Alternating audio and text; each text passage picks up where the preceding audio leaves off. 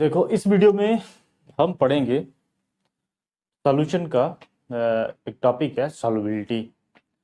देखो, सॉल्युबिलिटी क्या होती है कि किसी एक पर्टिकुलर सॉल्वेंट में हम कितना मैक्सिमम कितना सॉल्यूट मिला सकते हैं एक पर्टिकुलर कंडीशंस पे। और कंडीशंस किसकी? टेम्परेचर की, प्रेशर की। ठीक है, देखो जनरल टॉपिक है सॉल्युबिलिटी।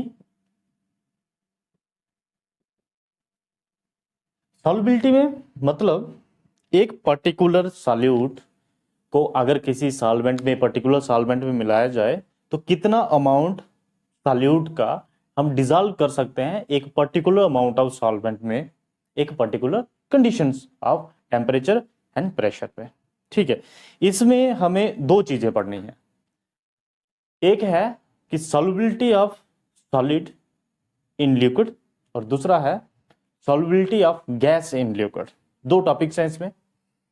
एक सॉलिड को लिक्विड में डिसॉल्व करना है, सॉलिड को लिक्विड में, और दूसरा है गैसेस सॉल्यूट को लिक्विड में डिसॉल्व करना है। इन दो की सॉल्युबिलिटी हमने पढ़नी है। तो सबसे पहले हम ले लेते हैं solubility of solids in liquid.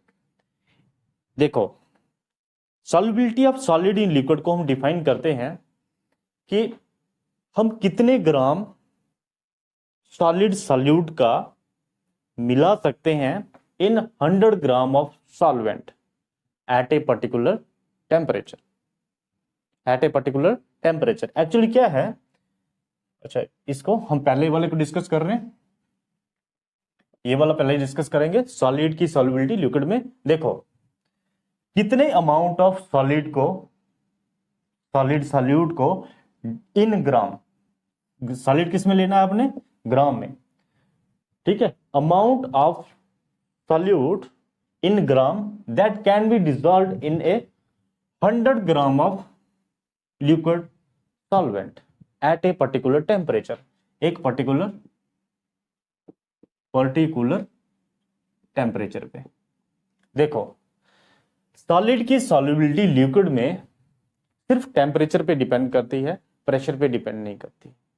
ठीक है, प्रेशर से इंडिपेंडेंट होती, प्रेशर का कोई फर्क नहीं पड़ता सॉलिड और की सॉल्युबिलिटी लिक्विड में। ठीक है, तो सिंपल इसकी डेफिनेशन क्या होगी कि कितने ग्राम ऑफ सॉल्यूट हम डिसॉल्व कर सकते हैं in 100 gram of solvent, liquid solvent at a particular temperature. ठीक है, अब देखो, इसमें हम देखते हैं factors on which this solubility depends, या किन फैक्टर्स पे ये solubility of solids in liquid effect होती है। सबसे पहला फैक्टर है nature of solute and solvent. देखो, ये क्या चीज है? जनरली अगर हम बोलें, एक पोलर सॉल्वेंट में एक पोलर सॉल्यूट डिसॉल्व करता है और नॉन पोलर सॉल्वेंट में नॉन पोलर सॉल्यूट डिसॉल्व करते हैं। इसको हम एक एग्जांपल के साथ देखते हैं। आप क्या करोगे? अगर NaCl common salt easily available है, इसको वाटर में डिसॉल्व करोगे तो ये डिसॉल्व हो जाएगा। अगर इसी NaCl को आप ऑयल में डिसॉल्व करने की कोशिश करोगे तो वो डिसॉल्व नहीं होगा। ये दोनों एक्सपेरिमेंट आप कर सकते हो घर पे भी। NaCl को डिसॉल्व आप पानी में करोगे तो ये डिसॉल्व हो जाएगा, और NaCl को ऑयल में डिसॉल्व करने की कोशिश करोगे ये नहीं डिसॉल्व होगा। अभी क्यों डिसॉल्व नहीं होगा? क्योंकि NaCl जो है वो है पोलर मॉलिक्यूल। पोलर का मतलब है इसके मॉलिक्यूल के ऊपर पॉजिटिव और नेगेटिव चार्ज डेवलप होता है। और वाटर जो है ये भी एक पोलर सॉल्वेंट है। वाटर क्या है? ये भी एक पोलर सॉल्वेंट है। मगर जो ऑयल है, ऑयल हाइड्रोकार्बन है, और हाइड्रोकार्बन पे कोई भी चार्ज डेवलप नहीं होता है, तो ये नॉन पोलर होता है। ये आपका नॉन पोलर होता है।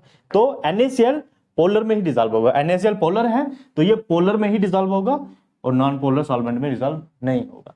तो nature of solute and solvent में हम बात करेंगे कि पोलर डिसॉल्व पोलर और non polar dissolve non polar. Means polar solute dissolves in polar solvent only and non-polar solvent dissolves only non-polar solute। समझे इस बात को? ठीक है, नेचर ऑफ सॉल्यूट और सॉल्वेंट में ये चीज है। अब देखो, जब हम सॉल्यूट को सॉल्वेंट में मिलाते हैं तो सॉल्यूट डिसॉल्व होता जाएगा होता जाएगा होता जाएगा। इस प्रोसेस को बोलते हैं हम डिसॉल्यूशन। क्या बोलते हैं? इस प्रोसेस को बोलेंगे हम डिसॉल्यूशन, DSSOLUTION।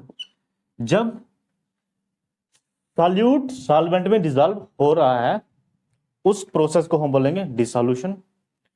और एक टाइम ऐसा आएगा कि सॉल्यूट डिसॉल्व होना बंद हो जाएगा। अगर आपने सॉल्यूट उसमें और मिलाया सॉल्वेंट में तो वो वापस से सॉलिड फॉर्म में आ जाएगा, मींस उसकी डिसॉल्यूशन बंद हो जाएगी और वो रिवर्स करना शुरू कर देगा, मींस क्रिस्टलाइजेशन होना शुरू हो जाएगी। दोबारा से इनसॉल्युबल होना उसको बोलते हैं क्रिस्टलाइजेशन। ठीक है, मींस सॉल्यूट प्लस सॉल्वेंट अगर आपका सॉल्यूशन बना रहा है इस प्रोसेस को बोलेंगे हम डिसॉल्यूशन। और वापिस सॉल्यूशन से दोबारा से सॉल्यूट और सॉल्वेंट अलग हो रहे हैं, इसको बोलेंगे हम क्रिस्टलाइजेशन। ठीक है, तो इनिशियली जब सॉल्यूट आप सॉल्वेंट में मिलाते जाओगे वो डिसॉल्व होता जाएगा, मतलब डिसॉल्यूशन होती जाएगी। और एक टाइम आएगा, एक कंसंट्रेशन, एक पर्टिकुलर कंसंट्रेशन के बाद वो डिसॉल्यूशन बंद हो जाएगी। अगर आपने और सॉल्यूट मिलाने की कोशिश करोगे तो वो रिवर्स हो जाएगा, सॉल्यूट और सॉल्वेंट अलग अलग हो जाएंगे और आपको सॉल्यूट अलग से सॉलिड फॉर्म में दिखेगा। इस सिचुएशन को, इस स्टेज को हम बोलते हैं इक्विलिब्रियम स्टेज। क्या बोलते हैं? इक्विलिब्रियम। इक्विलिब्रियम क्या हो गया?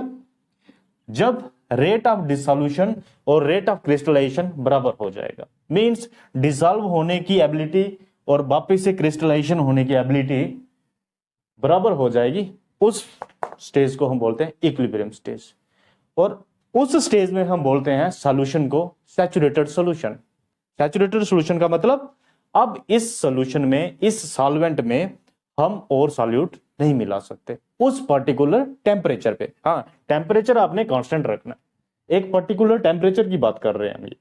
ये जो भी प्रोसेस हमने किया एक पर्टिकुलर टेम्परेचर पे, उस टेम्परेचर पे अब no more solute can be added in that particular amount of solvent at that particular temperature.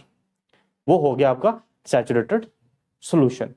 ठीक है, देखो अगर आप इसका टेम्परेचर उस टाइम पे इंक्रीज करोगे तो सॉल्यूट फर्दर डिसॉल्व होना शुरू हो जाएगा।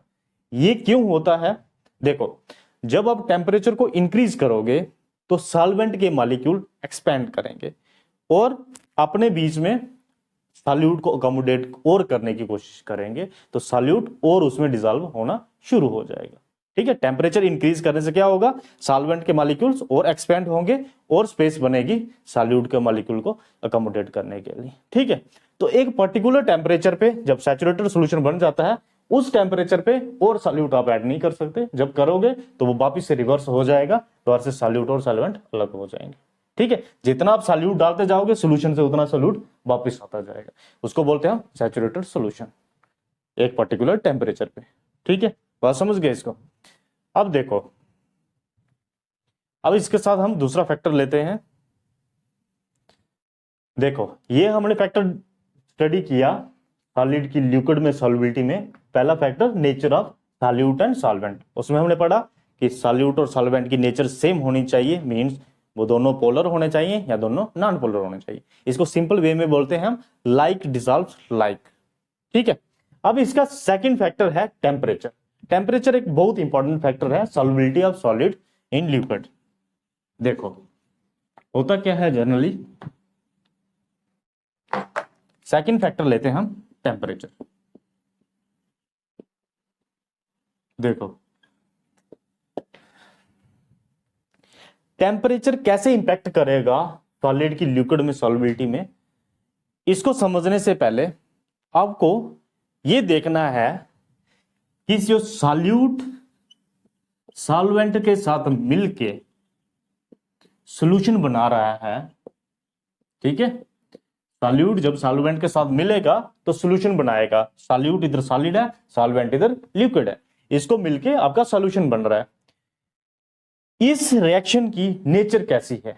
नेचर का मतलब है कि ये रिएक्शन एंडोथर्मिक है या एक्सोथर्मिक है। एंडोथर्मिक रिएक्शन वो रिएक्शन होगी जिसमें हीट का यूज होके रिएक्शन हो रही है, मींस उस रिएक्शन को कंप्लीट होने के लिए आपको हीट सप्लाई करनी पड़ेगी, दैट इज एंडोथर्मिक रिएक्शन। अगर सॉल्यूट और सॉल्वेंट को ऐड करने के लिए अगर इसको हीट यूज हो रही है, हीट इन्वॉल्व हो रही है, हीट यूटिलाइज्ड हो रही है, वो होगी रिएक्शन एंडोथर्मिक। अगर सॉल्यूट और सॉल्वेंट मिलने से जब सॉल्यूशन बनता है और साथ में हीट निकल रही है, एक्स्ट्रा अमाउंट ऑफ हीट बाहर निकल रही है, वो रिएक्शन होगी एक्सोथर्मिक।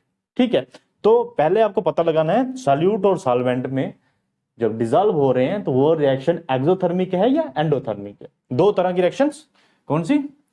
एंडोथर्मिक और एक्सोथर्मिक। एंडोथर्मिक हीट यूटिलाइज्ड हो रही है, एक्सोथर्मिक हीट इवॉल्व हो रही है, मतलब हीट रिलीज हो रही है। ठीक है, जैसे एक एग्जांपल के साथ बताता हूं मैं आपको। अगर हम ऐसे सोडियम नाइट्रेट है आपका NaNO3 है, ये सॉल्यूट जैसे KCl है, NaCl है, और इन सॉल्यूट्स को अब और पानी में डिसॉल्व करोगे तो ये सारे सॉल्यूट एंडोथर्मिक रिएक्शन करते हैं। मींस इनकी रिएक्शन सॉल्यूट जब लिक्विड में मिलाएंगे तो ये प्रोसेस एंडोथर्मिक होगा, मींस इनको हीट चाहिए होगी। ठीक है, तो इन रिएक्शंस के लिए टेम्परेचर कैसे इंपैक्ट करेगा? सिंपल सी बात है, अगर टेम्परेचर बढ़ाओगे तो इनकी सॉल्युबिलिटी बढ़ेगी, क्योंकि टेम्परेचर बढ़ने से इनको एनर्जी मिलेगी, हीट सप्लाई होगी इनको, तो सॉल्यूट प्लस सॉल्वेंट की जो सॉल्युबिलिटी है वो इंक्रीज होगी। तो फॉर एंडोथर्मिक रिएक्शन के लिए increase in temperature will increase the solubility. ठीक है, अगर वो एक्सोथर्मिक है तो टेम्परेचर इंक्रीज करने से वो बैक आ जाएगी। मींस अगर सॉल्यूट और सॉल्वेंट से सॉल्यूशन बनने पे हीट निकल रही है, अगर आप एक्स्ट्रा हीट सप्लाई कर रहे हो तो रिएक्शन बैकवर्ड आ जाएगी, मींस सॉल्युबिलिटी डिक्रीज हो जाएगी। वो क्यों होगी? क्योंकि आपके सराउंडिंग में हीट ज्यादा है, आप हीट एक्स्ट्रा सप्लाई कर रहे हो, मगर रिएक्शन में हीट निकलनी है, तो ऑलरेडी सराउंडिंग में हीट ज्यादा है तो वो हीट नहीं निकल पाएगी और ये रिएक्शन फॉरवर्ड नहीं जाएगी, ये रिएक्शन फॉरवर्ड नहीं जाएगी। ये हमने 11th में भी पढ़ा है, ली चैटलर प्रिंसिपल जो है वो बताता है कि इक्विलिब्रियम पे अगर हम कोई भी इंपैक्ट करेंगे, किसी भी चीज को चेंज करेंगे, टेम्परेचर को, प्रेशर को या कंसंट्रेशन को, तो इक्विलिब्रियम पे रिएक्शन उस तरफ शिफ्ट होगी जिस तरफ वो इंपैक्ट कम किया जा सके, जिस तरफ वो इंपैक्ट कम किया जा सके। देखो इधर इक्विलिब्रियम कब कहां पे अटेन हो रहा है? सपोज करो सॉल्यूट और सॉल्वेंट सॉल्यूशन बना के इक्विलिब्रियम अटेन हो गया, तो इस तरफ आपकी हीट निकल रही थी, प्रोडक्ट साइड पे आपकी हीट है। अगर आप एक्स्ट्रा हीट सप्लाई करते हो तो रिएक्शन किस तरफ शिफ्ट होगी? जिस तरफ इस इंपैक्ट को कम किया जा सके। और इंपैक्ट कम कहां पे होगा? जब सॉल्यूशन प्लस हीट दोबारा लेके सॉल्यूट और सॉल्वेंट बनाएंगे तो रिएक्शन बैकवर्ड हो जाएगी। तो इसको आप दो तरीके से बता सकते हो, ली चैटल प्रिंसिपल से भी एक्सप्लेन कर सकते हो। ठीक है, एंडोथर्मिक और एक्सोथर्मिक प्रोसेस को। ठीक है, बात समझे इसको? और ली चैटल प्रिंसिपल अगर नहीं भी समझाना है तो सिंपली आप लिख सकते हो कि एंडोथर्मिक प्रोसेस जिसमें हीट यूटिलाइज होती है, वहां पे टेम्परेचर इंक्रीज करने पे सॉल्युबिलिटी सॉल्यूट की सॉल्वेंट में इंक्रीज होगी। और एक्सोथर्मिक प्रोसेस में सॉल्यूट और सॉल्वेंट की सॉल्युबिलिटी डिक्रीज होगी विद इंक्रीज इन टेम्परेचर। बात समझे? इजी है। अब इसमें एक एग्जांपल है ऐसे लिथियम कार्बोनेट। लिथियम कार्बोनेट जो है, लिथियम कार्बोनेट, इसको जब सॉल्वेंट में मिलाओगे, आप वाटर में मिलाओगे, तो ये रिएक्शन जो है एक्सोथर्मिक है। तो इसमें टेम्परेचर इंक्रीज करने पे ये सॉल्युबिलिटी लिथियम कार्बोनेट की डिक्रीज हो जाएगी। ठीक है, वापिस आ जाएगी रिएक्शन। ठीक है, तो ये सॉल्युबिलिटी हमने पढ़ी किसकी? सॉलिड की लिक्विड में। अब हम नेक्स्ट पढ़ेंगे जो दूसरी सॉल्युबिलिटी गैसेस की लिक्विड में। ठीक है, नेक्स्ट वाला टॉपिक लेते हैं हम, solubility of gases in liquid. उसको देखते हैं, उसको पहले डिफाइन करते हैं कि जैसे हमने सॉलिड की सॉल्युबिलिटी लिक्विड में डिसॉल्व कैसे की, लिक्विड में डिसॉल्व होने पे उसको कैसे डिफाइन किया कि कितने gram of solid per 100 gram of liquid solvent में डिसॉल्व कर सकते हैं at a particular temperature is known as the solubility of a solid in a liquid. Simple. अब हम दूसरा वाला लेते हैं, solubility of gases in liquid. अब हम देखेंगे solubility of a gas in liquid. सबसे पहले इस चीज को हम डिफाइन करेंगे। देखो, solubility of gas in liquid को डिफाइन करते हैं amount of gas in ml at STP dissolved per ml of liquid solvent at temperature of the experiment and 1 atmosphere pressure। तो कंडीशन क्या ली है आपने? टेम्परेचर जो आपका एक्सपेरिमेंट है, जहां पे आप सॉल्युबिलिटी ऑफ गैस को चेक कर रहे हो किसी पर्टिकुलर लिक्विड, उसका क्या टेम्परेचर है, और प्रेशर जो है एटमॉस्फेरिक प्रेशर मींस 1 एटमॉस्फेयर लिया हुआ। ठीक है, इस कंडीशन पे कितने ml ऑफ गैस, और वो वॉल्यूम किस पे मेजर किया गया है? STP पे। Dissolved in per ml of the liquid is known as the solubility of gas at that particular temperature and 1 atmosphere pressure. ठीक है, तो ये एक इसकी सिंपल सी डेफिनेशन होगी। अब देखो, इसमें मेन चीज है, हमें फैक्टर्स देखने हैं, factors affecting the solubility of gas in a particular liquid. वो देखो, ये गैस की जो सॉल्युबिलिटी है लिक्विड में, ये 3 मेन फैक्टर्स पे डिपेंड करेगी। एक तो सबसे पहले nature of the gas and liquid, दूसरा टेम्परेचर, और तीसरा प्रेशर। 1 बाय 1 तीनों को लेते हैं। सबसे पहले देखते हैं नेचर ऑफ गैस का और सॉल्वेंट जो लिक्विड लिया हुआ आपने उसका। फर्स्ट देखो, एक चीज देखो, जो गैसेस हैं हमारे पास, हाइड्रोजन, ऑक्सीजन होगी, ऐसे नाइट्रोजन होगी, ये वाटर में डिसॉल्व बहुत कम मात्रा में होती है, कम अमाउंट में वाटर में डिसॉल्व होती हैं। मगर जैसे गैसेस हैं हमारे पास, कार्बन डाइऑक्साइड होगी, HCl हो गया, या अमोनिया होगी, ये जब गैसेस फॉर्म में पानी में डिसॉल्व करने की कोशिश करते हैं तो ये काफी एक्सटेंट तक वाटर में डिसॉल्व हो जाती है। ऐसा क्यों होता है? देखो, कार्बन डाइऑक्साइड और वाटर मॉलिक्यूल के बीच में आपस में इंटरेक्शन होती है और ये कार्बोनिक एसिड बना लेते हैं। CO2 वाटर के साथ केमिकली इंटरेक्ट कर सकता है, CO2 वाटर कार्बोनिक एसिड बना सकता है। तो मींस इस गैस और सॉल्वेंट के बीच में आपस में इंटरेक्शन होती है। ठीक है, तो इसकी वजह से कार्बन डाइऑक्साइड वाटर में ज्यादा सॉल्युबल है as compare to this gases. वैसे ही अमोनिया वाटर के साथ मिलकर अमोनियम हाइड्रोक्साइड बना लेता है, NH3 प्लस H2O क्या बना लेता है? NH4OH, और वापिस भी आ सकता है, दोबारा से वाटर और अमोनिया बना सकता है। बात समझे? वैसे ही HCl एसिड है, HCl की गैस भी और वाटर में डिसॉल्व करोगे तो वो अपना H पॉजिटिव देके वाटर के साथ हाइड्रोनियम आयन बना लेता है, और हाइड्रोनियम आयन पे पॉजिटिव चार्ज आ जाता है और क्लोरीन उसके साथ जुड़ जाएगी। बात समझ रहे हो? HCl एसिड की रिएक्शन तो की होगी अपने वाटर के साथ, HCl प्लस वाटर, ये H इसको देता है, हाइड्रोनियम आयन बन जाता है H3O पॉजिटिव, और वो जो क्लोरीन इधर बच गया Cl, तो ये रिएक्शन इसके साथ हो गया। तो इन गैसेस की सॉल्वेंट के साथ इंटरेक्शन है तो ये इजीली डिसॉल्व हो जाएंगी या ज्यादा मात्रा में डिसॉल्व होंगी। ठीक है, लार्ज एक्सटेंट तक ये डिसॉल्व हो जाती है। मगर हाइड्रोजन, ऑक्सीजन और नाइट्रोजन, इनकी इसके साथ कोई इफेक्शन नहीं है, तो ये लिटिल एक्सटेंट तक इसमें डिसॉल्व होती है वाटर। बात समझे? तो नेचर ऑफ गैस और सॉल्वेंट के बीच में क्या है कि अगर वो सॉल्वेंट के मॉलिक्यूल के साथ कोई इंटरेक्शन है उसकी, तो गैस ज्यादा डिसॉल्व होगी, अगर नहीं है तो वो कम डिसॉल्व होगी। बात समझे? तो ये 2 एग्जांपल्स आप दे सकते हो उनमें। ठीक है, अब दूसरा जो है वो देखते हैं हम टेम्परेचर को। इसको दूसरा फैक्टर कौन सा है? टेम्परेचर का। देखो, सेकंड फैक्टर टेम्परेचर। टेम्परेचर का क्या इंपैक्ट होगा solubility of gas in liquid? देखो, सबसे पहले टेम्परेचर के इंपैक्ट को समझने से पहले अब इस प्रोसेस को समझो। जो गैस मॉलिक्यूल हैं, गैस मॉलिक्यूल किसी लिक्विड में डिसॉल्व हो रहे हैं, किसी लिक्विड में डिसॉल्व हो रहे हैं। अब एक चीज देखो, ये गैसी स्टेट में लिक्विड स्टेट में आ रहे हैं। एक्चुअली क्या, लिक्विड स्टेट में जब आएंगे लिक्विड में ट्रैप होंगे, लिक्विड डिसॉल्व हो जाएंगे और लिक्विड फेज में आ जाएंगे।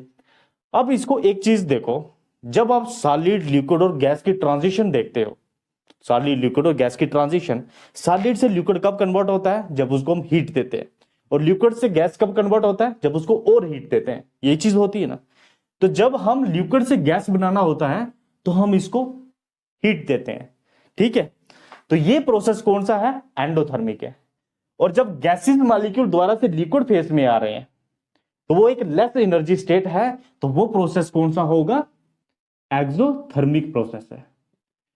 तो डिसोल्यूशन या solubility of gases in liquid is a exothermic process. ये बहुत इंपॉर्टेंट चीज है, कई बार पूछते पेपर में, गैस लिक्विड में डिसॉल्व हो रही है, एक्सोथर्मिक प्रोसेस है या एंडोथर्मिक है या न्यूट्रल है, ठीक है। तो ये एक एक्सोथर्मिक प्रोसेस है, हाई एनर्जी स्टेट से लो एनर्जी स्टेट में आ रही है। बात समझ रहे हो।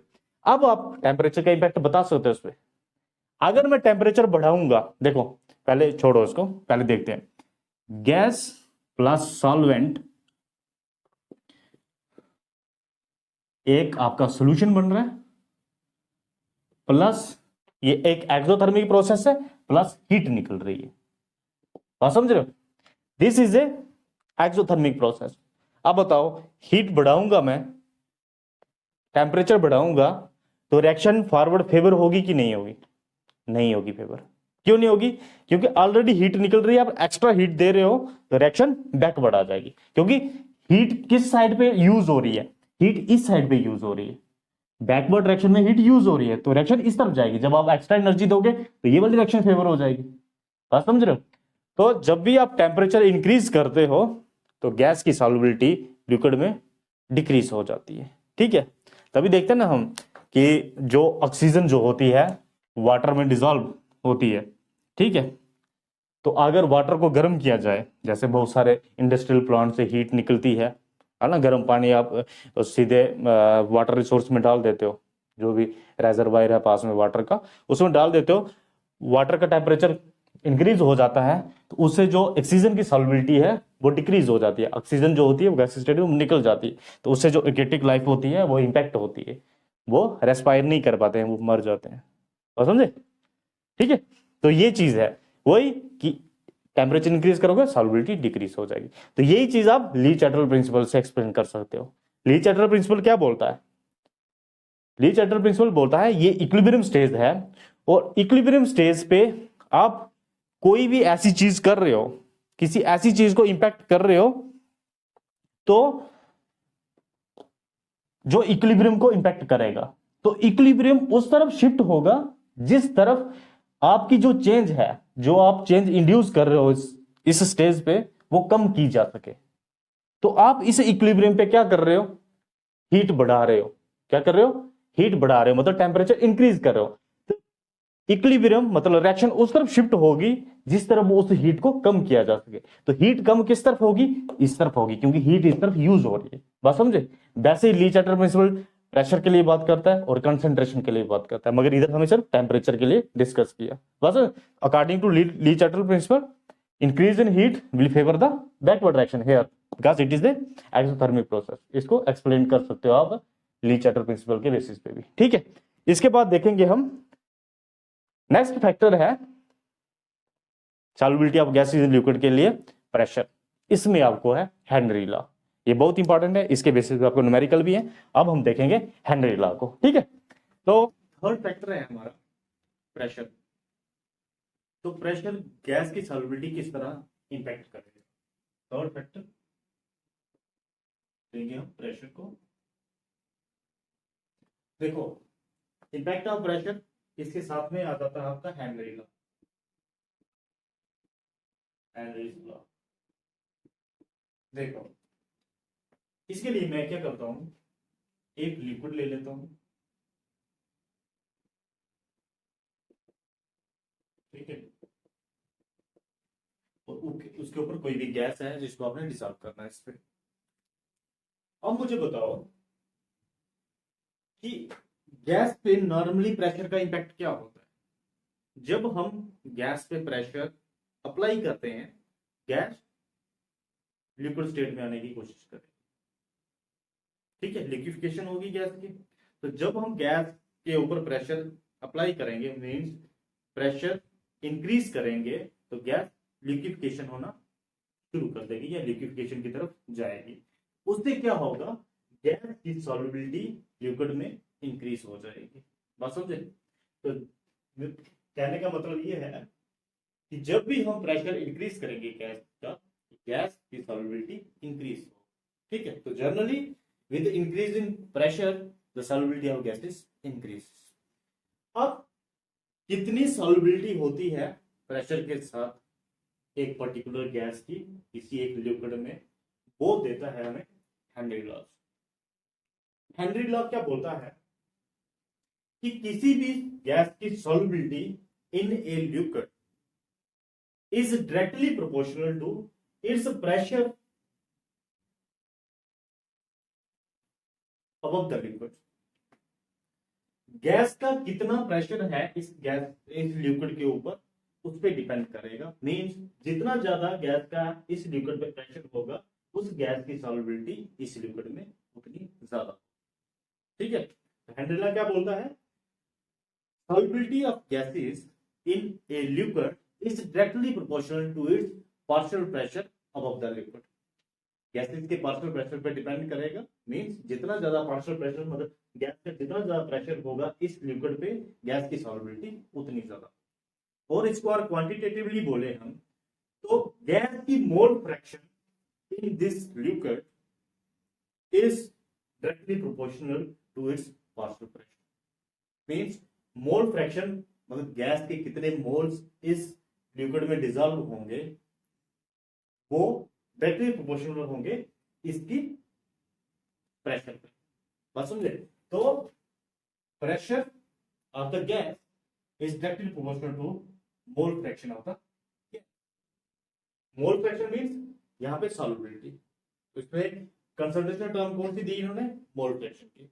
तो मोल fraction of gas means gas के कितने मोल्स इस लिक्विड में डिजॉल्व होंगे, वो डिपेंड करेगा उसके प्रेशर, गैस का प्रेशर वो द लिक्विड। तो प्रेशर इसके डायरेक्टली प्रोपोर्शनल साइन को हटाएंगे तो हेनरी कांस्टेंट लग जाएगा KH into mole fraction of gas A। बात समझे? ये हेनरी लॉ की इक्वेशन है आपको, ठीक है। अब देखो सिंपली इधर से आपको क्वांटिटेटिव रिलेशनशिप मिल गया। प्रेशर कितने एटमॉस्फेयर है, हेनरी कांस्टेंट की वैल्यू क्या है, उससे आप मोल फ्रैक्शन ऑफ गैस लिक्विड में बता सकते हो। और मोल फ्रैक्शन क्या होगी, moles of that gas in liquid upon total moles. तो टोटल मोल्स क्या होंगे, गैस के मोल्स प्लस लिक्विड के मोल्स। बात समझे? सपोज करो ये लिक्विड है हमारे पास 100 ग्राम, ठीक है, और इसमें गैस का कुछ मास डिजॉल्व, सपोज करो m मास ग्राम में डिजॉल्व हुआ गैस का, इसके मोल्स निकालोगे, इसके मोल्स निकालोगे, ये हो गए टोटल मोल्स। मोल फ्रैक्शन क्या होगी, इसके मोल्स अपॉन टोटल मोल्स, ये होते मोल फ्रैक्शन। तो गैस की कितनी मोल फ्रैक्शन इस लिक्विड में होगी, that is equal to its partial pressure और हेनरी कांस्टेंट, ठीक है। तो इस इक्वेशन से आपको ये मिल जाए, pressure is equal to KH into mole fraction of that gas. Simple है, ठीक है। अब इसके जो हेनरी कांस्टेंट है, इसकी सिग्निफिकेंस आपने इसमें पढ़नी है। सिग्निफिकेंस ऑफ हेनरी कांस्टेंट या इंपैक्ट ऑफ हेनरी कांस्टेंट। देखो अगर KH की वैल्यू, इधर ध्यान से देखो, हेनरी कांस्टेंट की वैल्यू अगर ज्यादा होगी तो सॉल्युबिलिटी कम होगी। वो क्यों, KH किसके बराबर हो जाएगा, मोल फ्रैक्शन को नीचे ले आओगे P अपॉन XA, और ये वाली टर्म क्या है, सॉल्युबिलिटी। अगर डिनोमिनेटर वाली टर्म छोटी होती है तो ओवरऑल वैल्यू बड़ी आएगी। बस समझो, डिवाइड करने वाली टर्म छोटी होगी तो ओवरऑल जो वैल्यू होगी आपकी, जो आंसर आएगा वो ज्यादा आएगा। तो KH की वैल्यू ज्यादा आएगी। बस समझ रहे हो? तो अगर KH की वैल्यू ज्यादा आ रही है तो इसका मतलब सॉल्युबिलिटी क्या है, कम है। तो सिंपली व्हेन KH मतलब हेनरी कांस्टेंट की वैल्यू ज्यादा होगी किसी टेम्परेचर पे, तो solubility of that gas will be low. ठीक है, एक ये पॉइंट हो गया। दूसरा, हेनरी कांस्टेंट की वैल्यू ज्यादा होती है हाई टेम्परेचर पे। With increase in temperature Henry constant की वैल्यू क्या होती है, इंक्रीज करती है। और अगर हेनरी कांस्टेंट की वैल्यू इंक्रीज करेगी तो गैस की सॉल्युबिलिटी भी डिक्रीज करेगी। तो हमने पढ़ा है ना, टेम्परेचर इंक्रीज करने पे सॉल्युबिलिटी ऑफ गैसेस डिक्रीजेस। तो वही टेम्परेचर इंक्रीज करने पे हेनरी कांस्टेंट की वैल्यू भी इंक्रीज होगी और सॉल्युबिलिटी गैसेस की डिक्रीज होगी। तो ये दो स्टेटमेंट है किसके, हेनरी कांस्टेंट। ठीक है, ये भी आपने याद रखना है। उसके बाद है हेनरी लॉ की कुछ कमर्शियल एप्लीकेशन। हेनरी लॉ के बेसिस पे कुछ एप्लीकेशन है, उनको हम स्टडी करेंगे। देखो, सबसे पहले हेनरी लॉ की एप्लीकेशन है carbonated drink. First application carbonated drinks. Carbonated drinks होगी जैसे पेप्सी, कोका कोला, है ना, मतलब जिसमें कार्बन डाइऑक्साइड डिजॉल्व की होती है, जिन लिक्विड्स में, जिन ड्रिंक्स में कार्बन डाइऑक्साइड डिजॉल्व होती है। ठीक है, देखो कार्बोनेटेड ड्रिंक्स में कार्बन डाइऑक्साइड डिजॉल्व की जाती है, और अगर कार्बन डाइऑक्साइड की डिसोल्यूशन या सॉल्युबिलिटी इंक्रीज करनी है उस लिक्विड में, तो हमें क्या करना पड़ेगा, उस ड्रिंक्स को हाई प्रेशर में स्टोर करना पड़ेगा। तो जनरली जब कार्बोनेटेड ड्रिंक्स को स्टोर किया जाता है तो उस बोतल को पैक किस पे किया जाता है, हाई प्रेशर पे किया जाता है। और जब हम उसका लिड निकालते हैं तो उसका प्रेशर रिड्यूस होता है, तो गैस के बबल बाहर आ जाते हैं, क्योंकि सॉल्युबिलिटी क्या हो जाएगी, डिक्रीज हो जाएगी। जब आप उसका प्रेशर डिक्रीज कर दोगे, एटमॉस्फेरिक प्रेशर पे ला दिया, जब बोतल को पैक किया था, हाई प्रेशर पे पैक किया, तो गैस उसमें डिजॉल्व थी।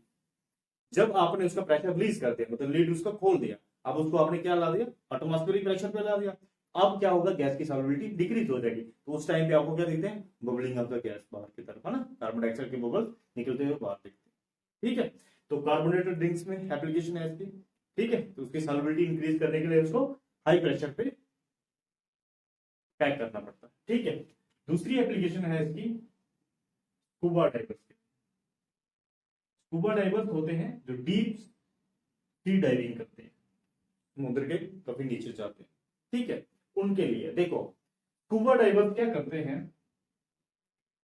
जब डाइव करते हैं अंडर सी, तो अपने साथ वो कंप्रेस्ड एयर लेके जाते हैं। क्या लेके जाते हैं, कंप्रेस्ड एयर, सांस लेने के लिए कंप्रेस्ड एयर।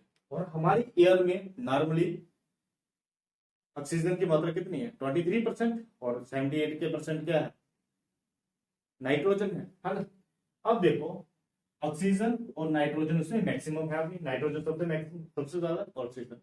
तो जब वो हाई प्रेशर में जाते हैं, वाटर के अंदर हाई प्रेशर में जाएंगे, तो नाइट्रोजन भी उनकी बॉडी फ्लूइड्स में डिजॉल्व हो जाती है।